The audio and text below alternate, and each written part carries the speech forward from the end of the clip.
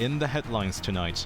The government has doubled its estimated deficit for the current financial year to $100 billion, citing a slump in land sales and revenue from profits tax. The High Court has overturned a conditional approval for building 12,000 public flats on part of the iconic Fanling Golf Course.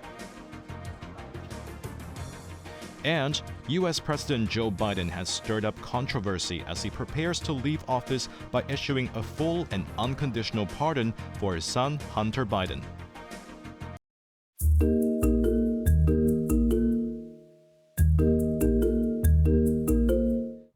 Financial Secretary Paul Chan estimated Hong Kong's fiscal deficit for the 2024 to 2025 financial year to be around $100 billion. The figure is more than double of the previously forecast $48 billion.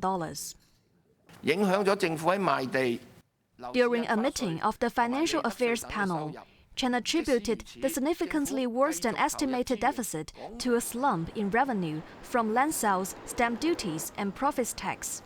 He added that the updated estimate was factored after taking into account revenue from government bonds and repayments due. However, the finance minister remained optimistic about achieving a balanced budget within the next few years, despite facing an uncertain economic landscape. Tapping new revenue sources is something that needs to be done, he said. The government cannot spend more when the economy is good and cut back when it is bad. The government needs to offer more support to businesses and residents in tough times, Chan said. When asked about the status of government bonds for supporting infrastructure projects like the Northern Metropolis, Chan assured that the city's debt levels remain relatively stable compared to other developed economies, which is about 6.5% of the gross domestic product at the end of March 2024. Even after several years of bond issuance, this ratio is expected to rise only to 13 to 14% in 5 years, he said. Addressing concerns over U.S. President-elect Donald Trump's plan to levy hefty tariffs on goods made in China, Chan said it could have an adverse effect on Hong Kong's re-export of mainland goods to the U.S. Evelyn Bai, Cable News.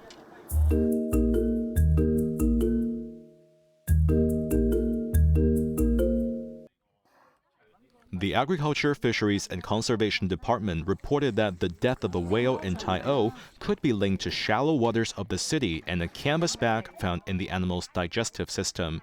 The mammal, suspected to be a rare longman's beaked whale, measured 6 to 7 meters in length. It was found in a weak condition and died despite rescue efforts by a team of veterinarians.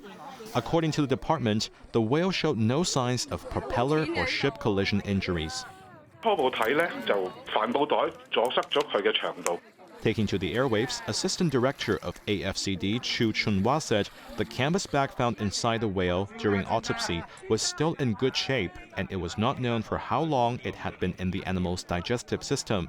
But there was no food in the whale's stomach, and the bag could have caused feeding difficulties. Additionally, he said the species typically lives in deep waters of 300 to 1,000 meters, while waters around Hong Kong's coastline are much shallower and could have contributed to the whale's death. Chairman of the Hong Kong Dolphin Conservation Society, Tyson Chang, said the incident highlights the issue of marine litter and its significant impact on beaked whales. Many articles have documented beaked whales mistaking litter for food, and plastic debris has been found in their stomachs, he said. The AFCD indicated that the pathology analysis will take several months to complete. Jeremy Zhu, Cable News.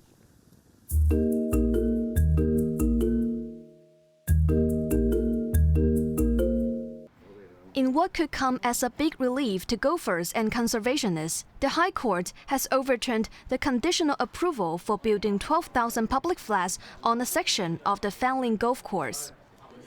Last year, the government took back 32 hectares of land from the golf course and allocated around 9.5 hectares for public housing development. Later, a review by the Civil Engineering and Development Department was given a conditional approval by the Environmental Protection Department for the proposed construction and to minimize the impact on the landscape. The Hong Kong Golf Club filed a legal challenge against the government's decision, and the court has now ruled in their favor. The club argued that environmental authorities failed to consult the public properly during the process. The 172-hectare course in Fanling is one of the oldest in Asia and recently hosted the Hong Kong Open. It will also be the venue for golfing events during the National Games next year. For now, the 9.5-hectare site, which was marked for public housing, has been temporarily rezoned to undetermined.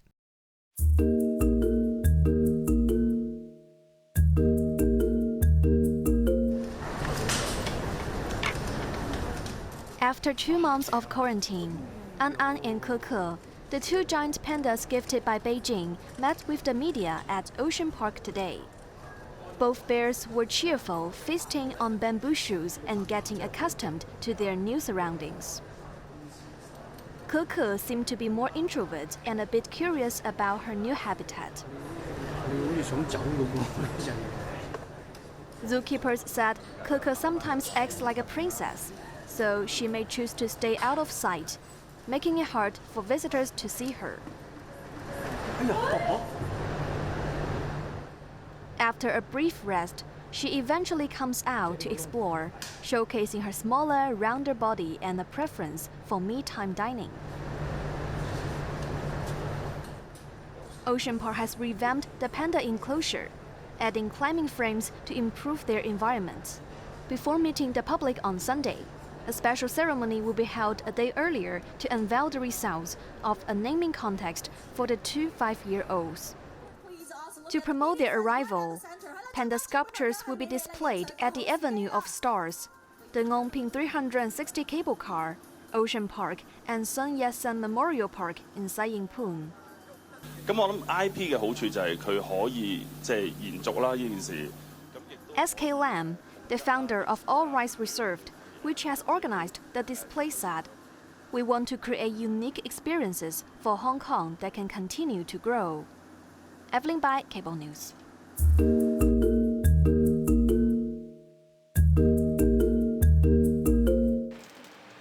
The stakeholder consultation on the proposed basic housing units regulatory framework started today and is slated to run for 2 months. Under the proposed regulations, subdivided units must meet minimum standards to qualify for rent. Landlords could face criminal charges for leasing substandard units, while tenants would not be held accountable.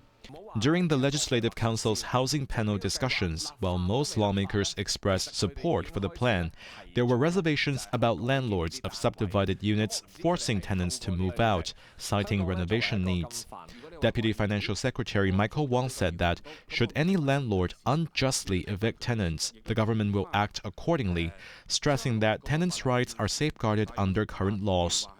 The government aims the bill to go through the LegCo by 2025, with applications for basic housing unit recognition expected to open in the 4th quarter of next year at the earliest.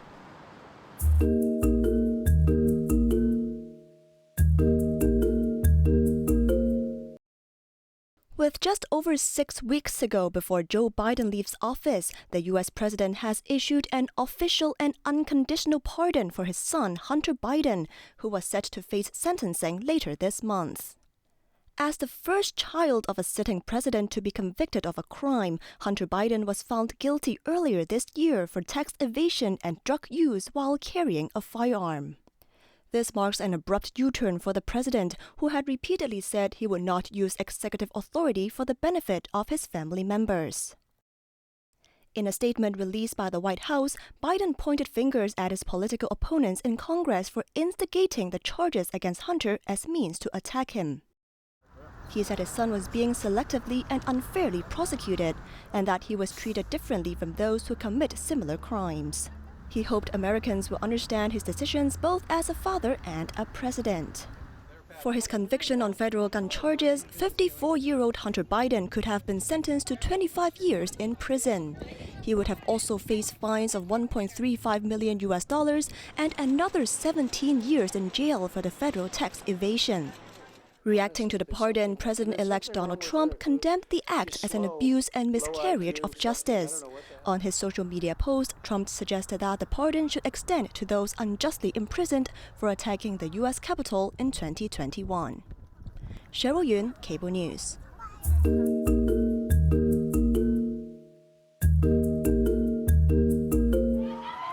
At least 25 people, including children, were killed and over 100 injured as Syrian and Russian jets launched airstrikes on rebel-held areas of Aleppo, targeting multiple buildings, including a hospital in the second-largest city in Syria. Government forces are trying to take back territory from rebels who have ignited a civil war against the administration of President Bashar al-Assad.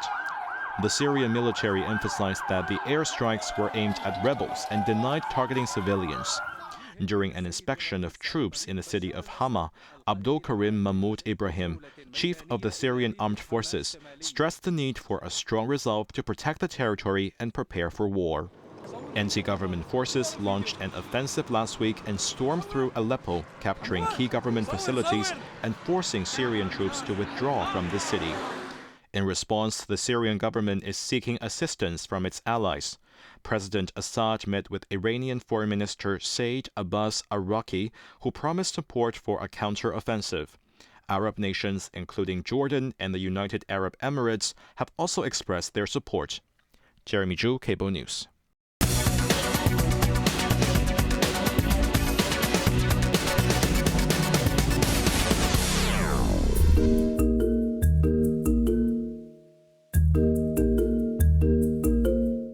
China's manufacturing activity continued to expand, with the Caixin Manufacturing Purchasing Managers Index rising to 51.5 last month, up 1.2 points from September.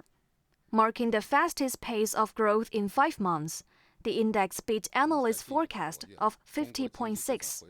The growth was largely driven by an increase in new orders and improved business sentiment. However, the economy still faces prominent downward pressure after the gauge of construction and services slipped back below the 50 mark, denoting a contraction.